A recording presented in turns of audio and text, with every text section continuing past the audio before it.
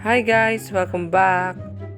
So for today's vlog, papakita ko nga sa inyo ang pagpunta namin sa Nueva Vizcaya.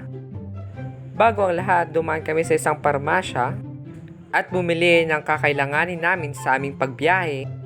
At ang dalawang bulinggit ay ang apakakulit. Habang nagbibiyahe kami, nagpapatuyo ako ng buhok ko at may sumisilip sa aking likod.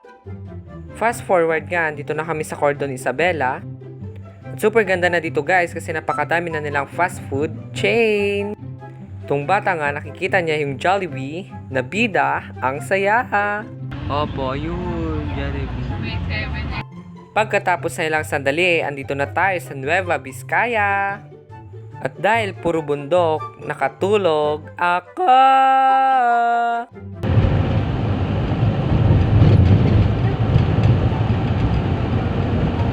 Paggising ko, dito na kami sa tulay at malapit na kami sa aming pupuntahan. Fast forward nga, dito na kami sa pupuntahan namin sa bundok, pero hindi pa dito natatapos. Dahil nagmerienda lang kami ng cookies na binake ng aking tita. At grabe, super sarap, chewy.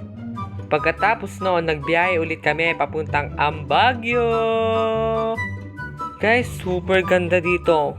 As in. Pero hindi ko sulit kasi apakahamo. Ganyan oh. Maganda naman ito. Dito ka dito. Papunta pa lang kami, makikita nyo na yung kapal ng hamog guys. Halos hindi na makita yung bundok. At dahil mahamog, expected na namin na napakalamig.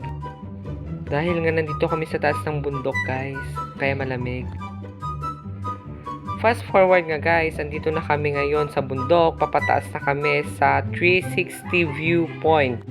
Heto nga ang konting montage natin.